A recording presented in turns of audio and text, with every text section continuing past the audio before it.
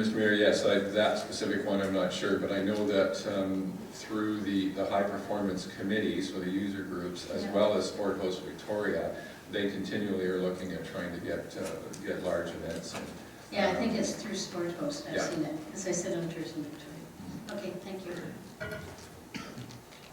Councilor Murray. Thank you very much, Mayor. The youth development strategy I found it very interesting, and the question I would ask, has it changed in the way we design our playgrounds? If so, how so? Through you, Mr. Mayor, I would say that up to this point, no, it hasn't. But moving forward, I think yes, it will.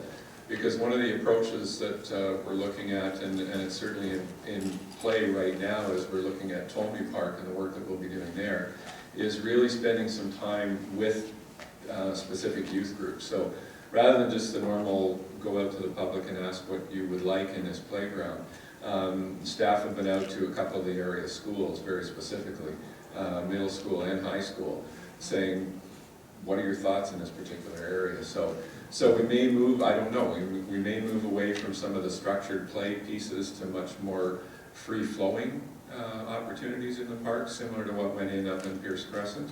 But I think the positive step is that the opportunity is there for the input from the user groups, and in these cases it would be youth. Thank you. I wonder if I could just make a general statement here. The first lady that spoke, she talked about keeping our budget within the cost of living part closer. And it's interesting, and it's no reflection on our department heads, but the words I hear is new this, improve this, expand this. And I guess, are we really thinking about bringing those two together? And if we are, we don't seem to be doing a great job of it. And I'm just wondering how much effort we're going to put into that. That wasn't a question for you, but thank you. Thank you. Councilor Haynes. Thank you. Through the Mayor. First of all, of course, with the park programs, compliments, Doug. I mean, it's just a fabulous program we have out there, and many of us enjoy it. It adds to our value of living in Saanich. A couple of thoughts here. I have four items actually. The first one was, I'm seeing quite a bit more Facebook marketing out there. Are you seeing any uptick on the programs where you're applying those resources? Through you, Mr. Mayor, it's somewhat challenging to draw a direct correlation. Certainly, there have been a couple of examples where we've put, and I can't think of them specifically, but I know the marketing specialist has come to me and said, oh, well, we put this up and it had 8,000 hits on it, on a particular program or service or undertaking that was happening either through parks or through recreation. So certainly, I think we have roughly 20,000, is that right, Kellyanne? 20,000 followers on or fans on the Facebook page. So it certainly is providing good reach. And I think that in connection or combined with the more traditional marketing and promotion tools that we use, it's certainly helping. Right, so I'll be a bit more narrow in the question. So when you launch a social media program, say for an event or an activity for sign up, do you then monitor sign up rate and compare it to previous years? Or is that beyond the resources that you have? Through you, Mr. Mayor, if it's a similar program, no, we can certainly track that back and say, what did we have last year, what did we do this year? And what was different in marketing? Well, in the last couple of years, probably nothing, because we've ramped up and been using social media over the last 3 or 4 years. So we would have to go back prior to that to say what was the difference in lift for summer playground programs, for instance, if we were only marketing through our Active Living Guide versus the combined marketing now between Active Living Guide and social media. Yeah. Okay, that's a good answer, Doug. I mean, intuitively we think it would. I just wondered if you had any metrics on it. The other thing is, it builds on what my colleague was saying about costs and covering things and buying new things. And we do have another piece of money called the Land Reserve Funds. That's a significant piece of money right now. And it's used for acquiring parks. This is a question to to finance maybe and our CIO, perhaps to Doug, and then maybe back to council. But if we entertain the idea of using some of those reserve funds which are there, putatively for purchasing parks, but in terms of controlling our tax lift, to actually use them for the grooming and maintenance of our existing parks. So that's a question, please. Through the Mayor to Councillor Haynes, the nature of a parkland acquisition reserve is that it must be used for land acquisition. It is not funds that we are able to use for operating and maintenance costs. So are we able at some point moving forward to change the terms of reference for that fund then, so that new funds coming in could be used for maintenance? Through the Mayor, the land reserve fund is a statutory fund, so it's defined by the charter, how it is established and set up. So we would need to set up a different mechanism to do that. So presumably we could set up a new type of fund that monies from the sale of Saanich lands or other tools go into that fund to then use for park maintenance. Is that correct? Again, through the chair, my understanding is any sale of land, the proceeds of that must go to the land sale reserve that's established under the charter. Thank you for educating me. I appreciate it. One other question, Doug, is as we go through parks and we establish the routing for cycling tracks, and it's a question I ran with Harley today. I had the experience on the weekend of going through Mount Doug Park with Wix, and he showed me the app that they've built for the routes and trails on Mount Doug, in Mount Doug Park, and it's quite impressive, and I hadn't been aware of it. And even in our walk around, we helped a few people with routing through the park. So that said, is there any place in our plans for apps that would allow people to better use the cycle trails or the walking trails in Saanich? I do understand there's something static at CRD, but is there any projects there that would be building an app that would help the residents of Saanich navigate the many kilometres of trails that we have? Through you, Mr. Mayor, there's nothing specific at this time. Certainly we've talked about different app opportunities, whether it be trails or whether it be apps for program registration. It's something that we're kind of watching all the time and chatting with IT about time and sort of time and the foundational issues that IT is dealing with are probably holding us back a little bit in terms of moving forward very specifically on that particular item. Thank you very much, Mr. Mayor. Any more questions for our Director of Parks and Rec? All right, seeing none, let's move on to the next section and invite the Director of Engineering up to the microphone. Thank you.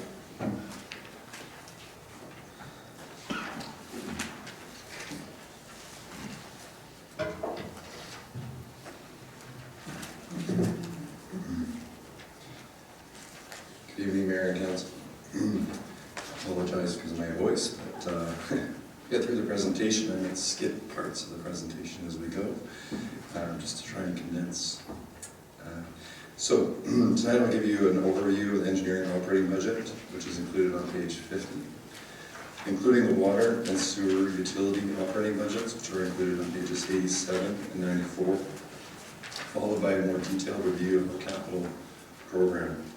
The engineering department is comprised of 4 divisions: the Transportation Development Services Division, Underground Services, Public Works, as well as Facility Operations. Together, they are responsible for the maintenance and rehabilitation of approximately $2 billion of municipal assets, which include roads, water, sewer, drains, solid waste, fleet maintenance, just to name a few. I think most of the council is aware of those divisions and what they are comprised of and what they do, so we'll skip through that. Some of our 2016 budget challenges. The current Public Works yard continues to be an aging facility in very poor condition. There are a number of operational challenges, but the yard is part of a larger discussion, a larger strategic discussion about a facilities master plan, which will look to prioritize major repair and replacement, so there's a plan to address this.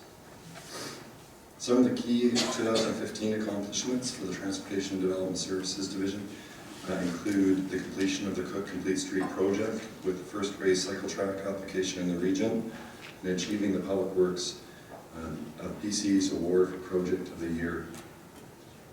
Completion of the Tillicum Complete Street project, which includes 2.4 kilometers of new and upgraded sidewalks, 2.2 kilometers of new bike lanes, stormwater enhancements, new underground infrastructure, and traffic safety improvements. This provides a key cycling connection to the Galloping Goose and to the surrounding community. The municipality was also the recipient of the Outstanding Steel Structure Award in the Sustainability Division from the Canadian Steel Structure Awards for Craig Fowler Bridge. In addition to successfully protection of a sensitive ecosystem, the unique design of the bridge enhanced the habitat for the endangered Inlet oysters. Oysters have been recolonized underneath the ridge, and the location has been the highest concentration of Inlet oysters in the Gorge Waterway. Underground Services completed the Eartha Reservoir, which is a vital piece of infrastructure for residents in the Royal Oak area. In addition to ensuring an adequate supply of potable water, the reservoir provides fire suppression to the area.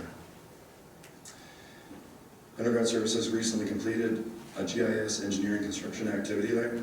Citizens can view the current year's construction activity by opening a layer in the Sanchez GIS service and seeing the proposed start, date, duration, type of work, and construction updates. Public Works recently implemented LED street lighting pilot on Tattersall. Charlie, got some difference for the water for you. Oh, I got some. Yes. He's- I got some. Thank you. It just really seemed to go sideways today. Yeah, that's okay. Take your time. I can go for some cough drops. Public Works also successfully partnered with the City of Victoria and the Sanchez Purchasing Division on the joint purchase of 14 electric vehicles. Public Works was involved in multiple creek restoration projects last year, including the Mount Douglas Creek restoration, as well as Swan Lake Creek. Solid Waste Services had another successful year with a greener garbage program. 5 to 10% increase in collection of kitchen scraps and yard waste is projected this year. And overall, approximately 8,000 tons of kitchen scraps and yard waste are expected to be collected. In terms of another positive outcome for staff, we've seen almost a 90% drop in the lost days of work due to illness and injury as a result of going to an automated system. Facility operations initiated a facilities master plan to guide the future investment into a major facility repairs and replacement. Replacement of the boiler plant in the public safety building was completed last year. The new system reduces GHG emissions by approximately 45 tons and saves $9,000 in natural gas each year. In review of the budget summary, engineering operating budget for 2016 is $12,279,400, which is an increase of 0.83% over last year. This is primarily due to an increase in wage adjustments. The FTE count decreased by 1 in order to provide temporary support to the finance department to help with some of their strategic priorities. And the overall expenditure for engineering was under budget last year. In December, Council approved an increase to the water and sewer utility rates. The water rate increased by 1.1%, and the capital program reached a sustainable replacement levels last year. The sewer rate increased by 7.9% and is on track to reach a sustainable infrastructure replacement level by 2019. Some of the factors influencing these increases were due to increased rates of the CRD to meet increases in regional sewage program, as well as Council's own commitment to increase funding to meet sustainable asset replacement levels. Expenditures for both water and sewer utilities were within budget last year. Since the majority of operating for water and sewer utilities are focused on capital, we'll discuss the upcoming projects and capital presentations next. But if any mayor or council have any questions about the engineering operating or water and sewer utility operating, I'm happy to answer any questions. Questions from council for our Director of Engineering? That's what I was thinking. Councilor, go ahead, please. No real question, but compliments to your department for the awards you're winning for some of the excellent projects you're bringing forward. Thank you for that. Thanks. Councilor Brown. I don't want to make you cough. It's okay. So under the core budget, the under facility operations. The budget, it was budgeted for 1.3, and it came in at 1.0, so, as actual. So what changed from when the budget was approved around facilities? There's, over the last year, there was a significant amount of vacancy and turnover, and which led to some savings that year. And that's primarily the reason why. Okay. And so, on the reverse, the budget for Public Works was 8.1, and it came in at 8.4. And this is primarily due to an increased level of storm event cleanup, especially this fall with some of our drainage work, and a bit of our emergency digs in response to that. Some things like the derelict boats that we're having to, we didn't budget for, so those are expenditures that are being included. So when you combine those three, that's where you see a little bit of overage. Okay, and so that would have been Public Works budget then for the, Yeah. no cost sharing with parks, because it was on the park? No, okay. Okay, thank you. Councilor German, and then Maureen. Thank you, Mr. Mayor, through you. In a way, some of the increases that Councilor Bronoff was describing last year were weather-related. What kind of long-term planning is engineering doing, especially in the area of public works, to accommodate the likely changes in climate that we are going to be experiencing in the near and in the immediate future, and the fact that the prediction for this area is larger and more severe storm events becoming the norm? Through the Mayor, Councilor German, one of the items that Council may be aware of in the strategic plan is to look at creating a drainage master plan. It's certainly a piece of a lens of the work that we'll want to incorporate in creating that master plan. We certainly look at, especially around stormwater, that's the key thing that we need to address and be aware of, looking at alternative ways to try and delay some of that peak flow. That can be done through some stormwater retention on site through the streetscape when we're doing our transportation work.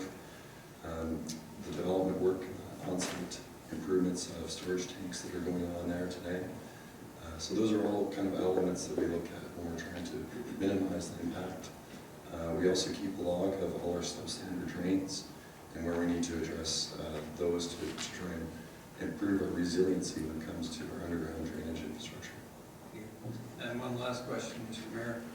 Obviously, I'm not have a lot, perhaps could have more consideration. But in any case, one of the things that we've been doing for quite a few years now, when new development takes place, is require retention of stormwater on site. And we often do that by asking for a retention tank to put in. Those tanks can silt up over time. And we appear to have at the current time, and haven't had for some time, any system of making sure that people get those monitored and appropriately serviced. The potential in the long term is somebody just puts a pipe through it because it's not working anymore, and then it doesn't work at all. Of course, it'll do its job at all. Are we looking at any kind of program, as we would with septic tanks, for example, to require the operator of those retention tanks to have maintenance or inspection at least done regularly? Through the Mayor, Councilor German, currently that's not part of our scope to review and look at. Certainly heard that as a concern. Our hope is that private properties look to maintain those tanks. They certainly play a role in our overall infrastructure in terms of delaying peak flow and helping improve water quality. I would think that would be something that we would work with our planning colleagues to see how that, if there could be a mechanism where that it is part of future development, but right now that's not part of our work. Yeah, thank you. I would just suggest that kind of approach because, of course, right now the incentive for the private property owner is to simply drive a pipe through and eliminate the costs of maintaining or replacing that pipe or the infrastructure at all. Thank you. Thank you. Councilor Workman. Thank you very much. Just picking up on that question individual homeowner has no idea where that tank is at this point in time, so it'd be pretty hard to maintain it.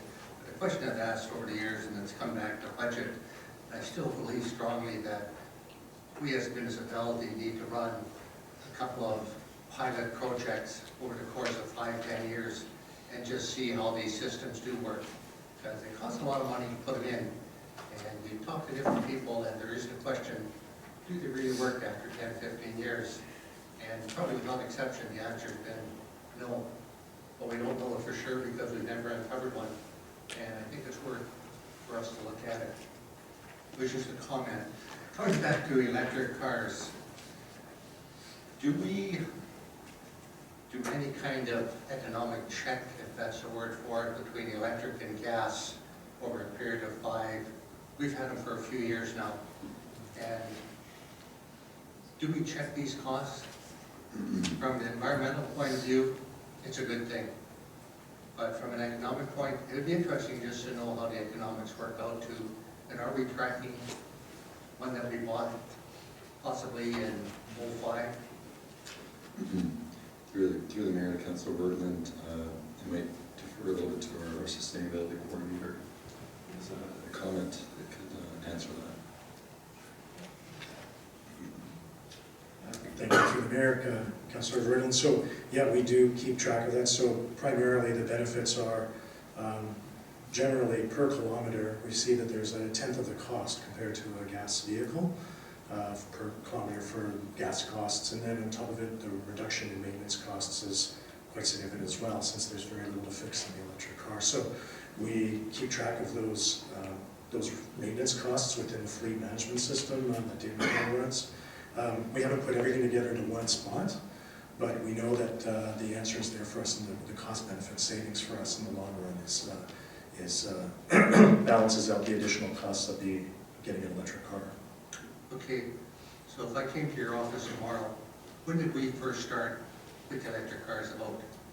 2011, we were one of the first to pilot Mitsubishi, one of the European models that came over. And so that one's gone now, but then after that, 2 years later, we purchased the first 2 Leafs that we have. And so we've got data on that we've been tracking a part through of our pooled fleet initiative when we pooled all those cars together here at the hall.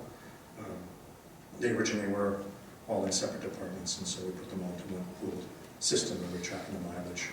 Okay, thank you. Okay. Any more questions for our Director of Engineering? All right, thank you.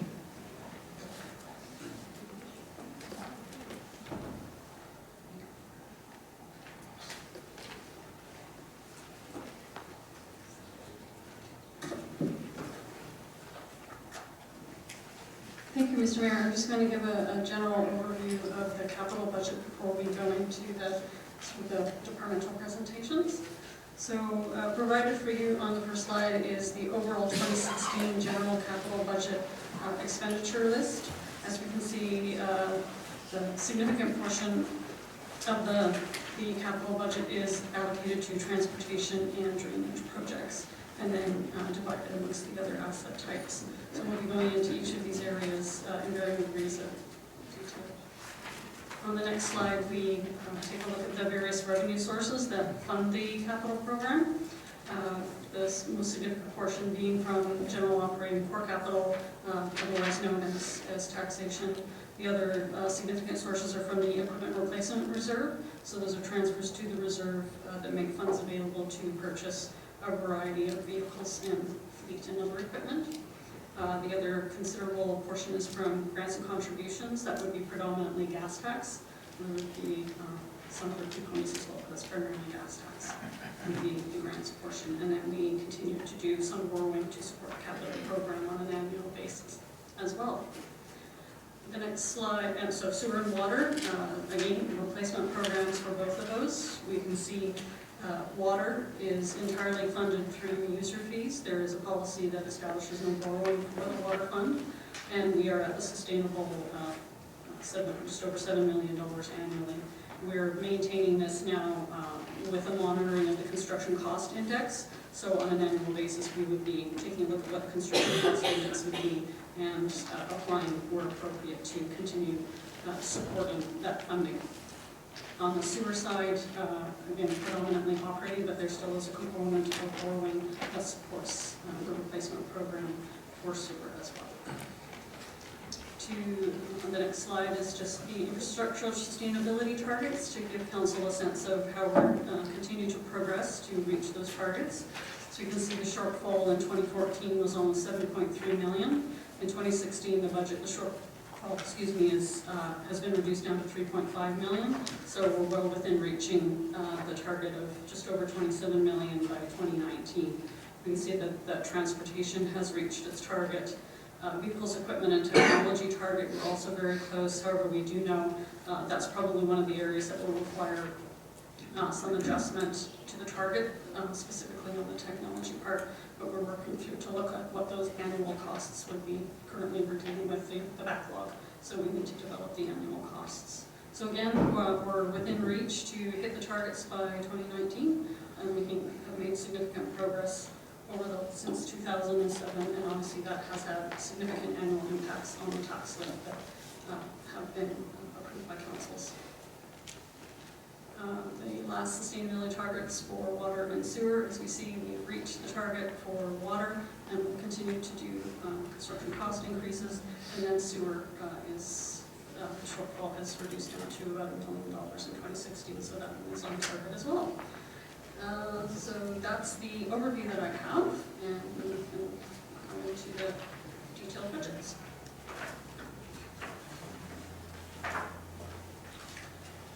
Questions?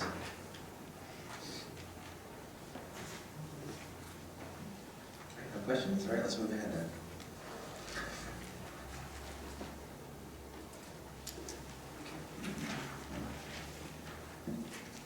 Thank you, Mr. Mayor.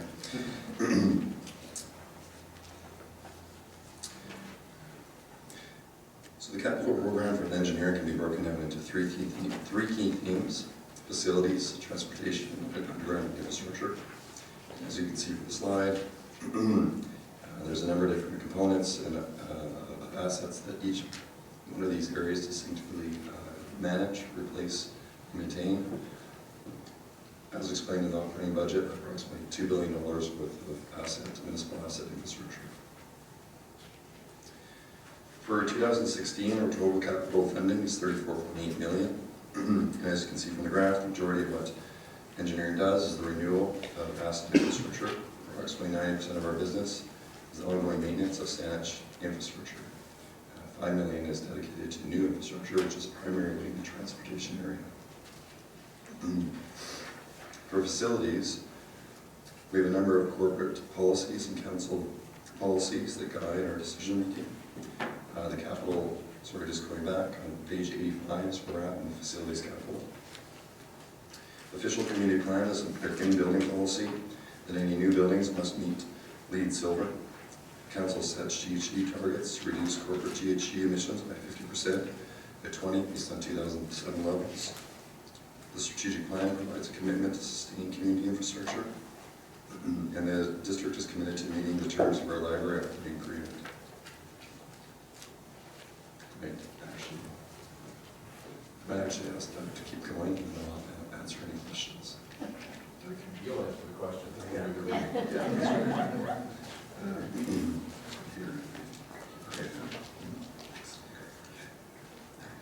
This is called pitch presenting. That's right. I'm going to wash my hands like crazy after. The strategic plan provides a commitment to sustain community infrastructure. The district is committed to meeting the terms of our library operating agreement. Some of the guiding principles include maintaining facilities in acceptable condition, supporting sustainability initiatives to improve municipal operations targets, and accommodating needs to address growth and changing demographics. And finally, we look to utilize the carbon fund to improve facility efficiencies. The investment in this year's facilities capital plan is approximately $2.53 million. Out of that amount, out of that $2.53 million investment into capital, approximately $2.2 million is for our ongoing capital maintenance and renovations.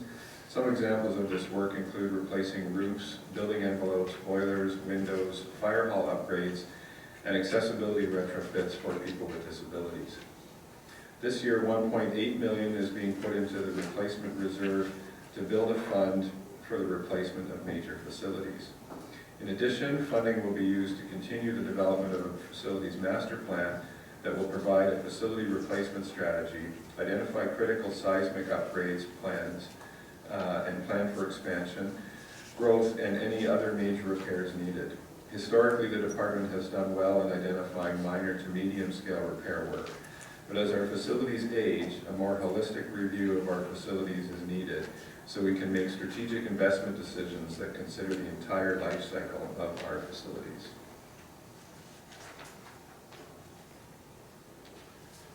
There are several facilities-related projects this year. Just to highlight a few of them, and some of them are in progress from 2015. The Gordon Head Recreation Center envelope replacement. There was an engineering report that recommended replacement of the envelope in the short term due to water ingress. The Perks Gold Arena flat roof replacement, that is the original arena.